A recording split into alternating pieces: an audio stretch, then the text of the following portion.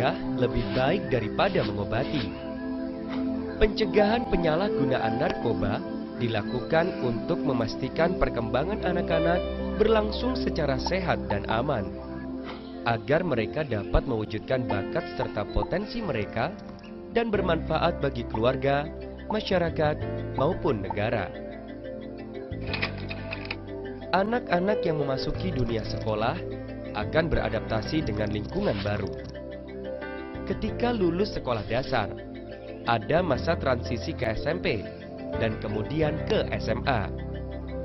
Tiap tahap maka akan berbeda pula lingkungannya, sehingga anak harus selalu melalui proses adaptasi baik sosial, psikologi, dan pendidikan.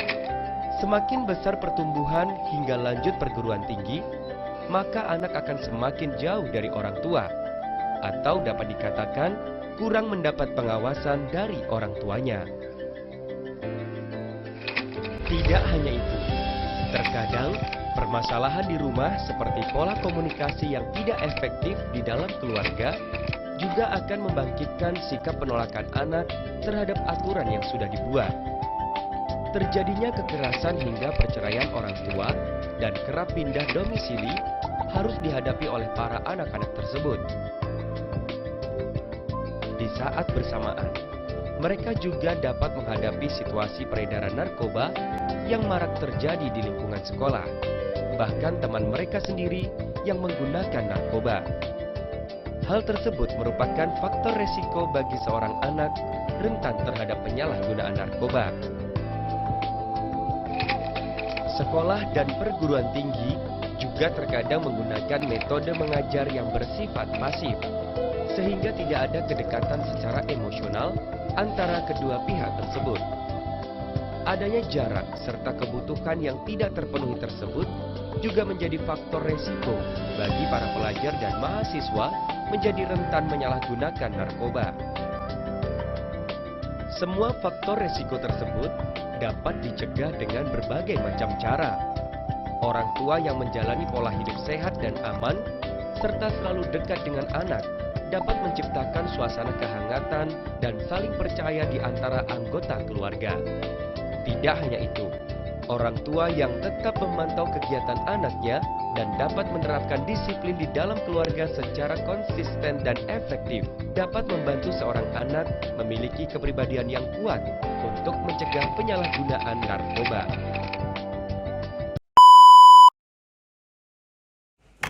Tiga orang remaja yang sedang bermain kartu dan merokok di rumah kosong jauh dari lingkungan masyarakat.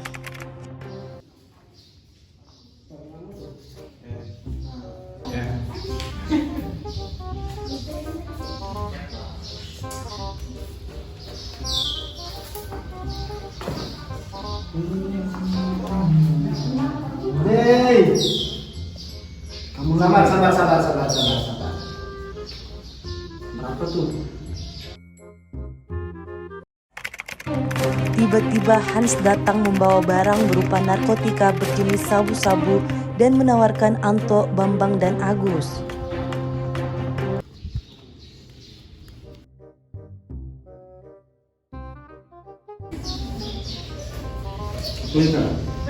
Sabar. Pengangguran bentar tuh. Kok dari mana? Biasa. Ini Ini namanya refreshingnya pengangguran. Kasih kamu kartu nih. Berapa tuh?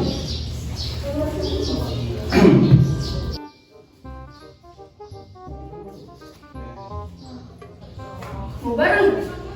Berapa tuh? Biasa melakukan pengangguran. Hal.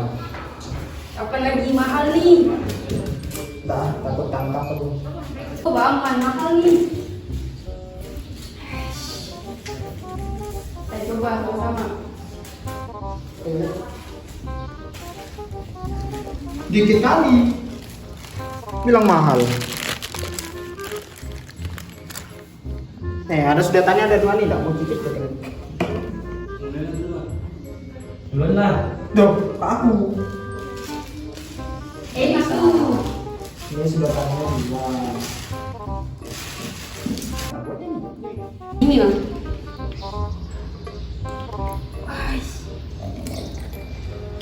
Lalu? Panas nih. Bagan.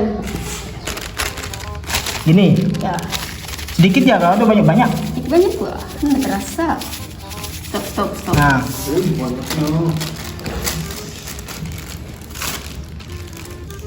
lalu Bakar. Panas nih.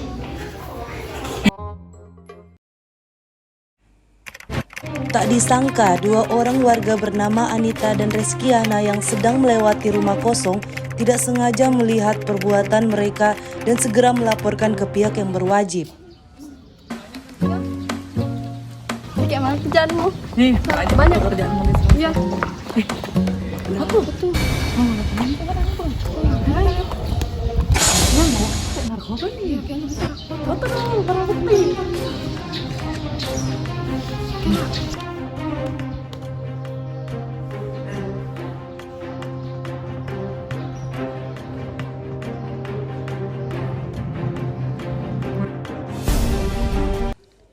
Dua hari kemudian, Anita dan Reskiana mendatangi kantor polisi untuk melaporkan kejadian pesta narkoba yang dilihatnya.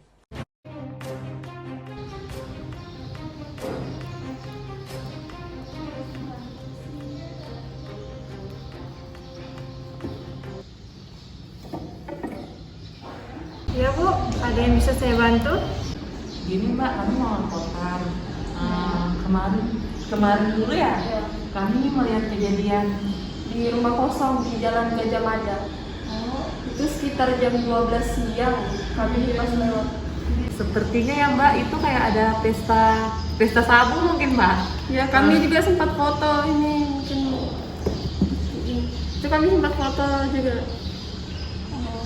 Baik, masyarakat Mbak, diisi biasanya untuk laporan.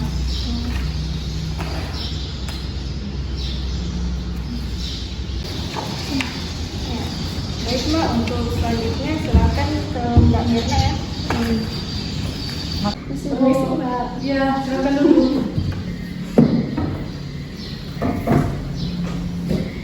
Ya, ada yang bisa saya bantu? Jadi gini Mbak, kemarin kami kan jalan sore, Ya. terus tuh gak sengaja lihat di rumah kosong ada rame-rame. Nah kami singgah, terus yang pas kami lihat ternyata kayaknya di situ ada pestanya kayaknya pesta sabu Mbak. Jadi Ada barang bukti yang bisa saya lihat seperti bentuk video atau foto? Ada Mbak, kami sempat video kan juga. Nah mungkin bisa dilihat ini.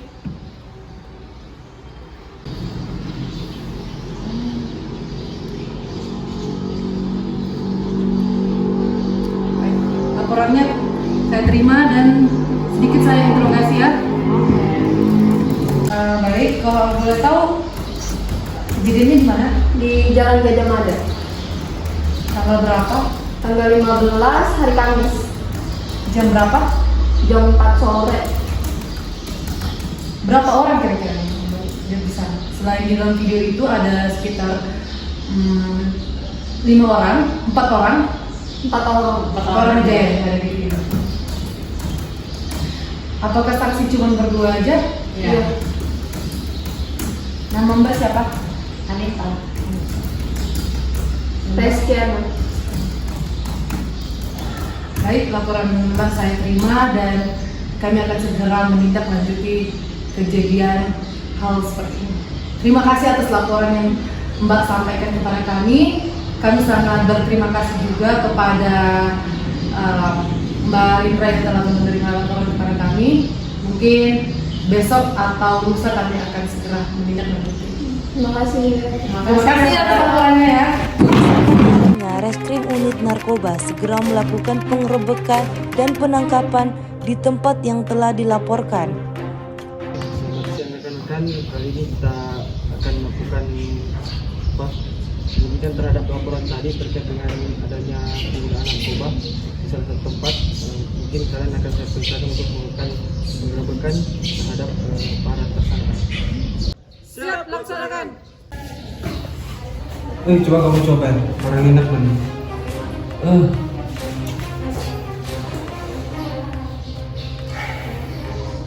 biasa, memang enak sih. Enak juga ya. Buat lagi.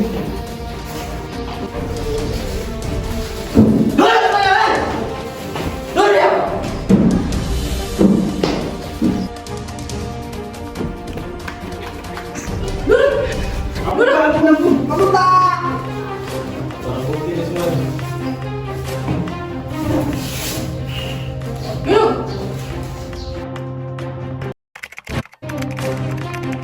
Akhirnya polisi berhasil menangkap pelaku dan segera diproses di Polres Tarakan. Oke, sebelumnya bisa jelaskan dulu dari dirinya, dari nama, tempat tanggal lahir. Namanya siapa? Ini. Tempat tanggal lahirnya? Saya. Tanggal? 21 bulan April 2003. April 2003. Sebelumnya mengkonsumsi narkoba ini dari kapan? 2019. Dari 2019, awal atau akhir? Awal. Udah lumayan lama ya. Terus dapat barang ini biasa dari siapa? Dari teman. Dari teman.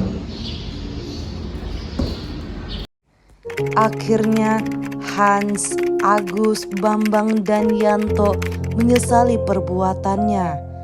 Dan mereka mengingat kembali di mana mereka menikmati narkoba tanpa berpikir panjang atas dampak yang mereka dapatkan, seperti dalam bentuk tindak pidana dan juga dapat merusak organ tubuh mereka. Kini mereka hanya bisa menerima kenyataan atas perbuatan mereka sendiri.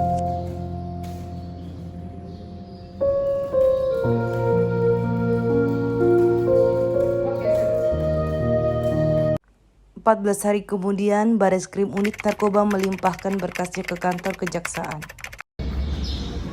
Permisi. Ya.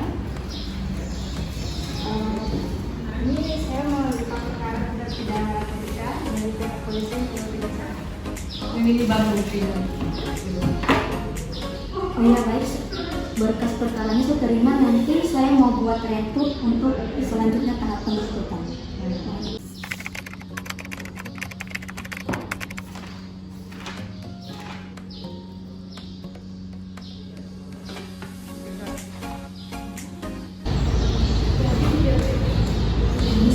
Ya. Pak, saya sudah buat rencana tuntutan tentang kasus narkoba. Ini saya mau nanti bagaimana hal selanjutnya. Kalau Bapak periksa, kalau sudah, tolong Bapak tanda tangan. Bentar ya.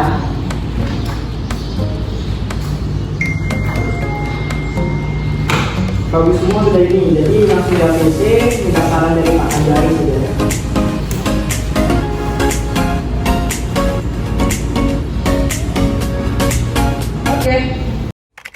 Setelah berkas tuntutan jaksa dibuat, akhirnya sidang perdana pun dimulai dan pembacaan tuntutan dari jaksa. Sidang pada hari Selasa tanggal 18 Oktober 2022 dengan agenda pembacaan putusan dengan kasus tindak pidana narkotika dibuka dan terbuka untuk umum. Baiklah, agenda pada hari ini yaitu pembacaan terkait tuntutan jaksa penuntut umum. Berdasarkan pasal 114 ayat 1, saudara Hans telah terbukti mengedarkan serta menyalahgunakan narkotika golongan 1, maka dituntut dengan hukuman seumur hidup. Berdasarkan pasal 114 ayat 1, saudara Agus telah terbukti menggunakan atau memakai narkotika golongan 1 atau sabu-sabu yang dituntut dengan hukuman 5 tahun penjara. Kan pasal 114 ayat 1, saudara Anto telah terbukti menggunakan atau memakai narkotika golongan 1 atau sabu-sabu dan akan dituntut dengan hukuman 5 tahun penjara. Pasal 114 ayat 1, saudara Anto telah terbukti menggunakan narkotika golongan 1 atau sabu-sabu dan akan dituntut dengan hukuman 5 tahun penjara. Jadi kesimpulannya adalah narkotika merupakan suatu extraordinary crime, yaitu kejahatan luar biasa yang sangat dilarang penggunanya di negara kita.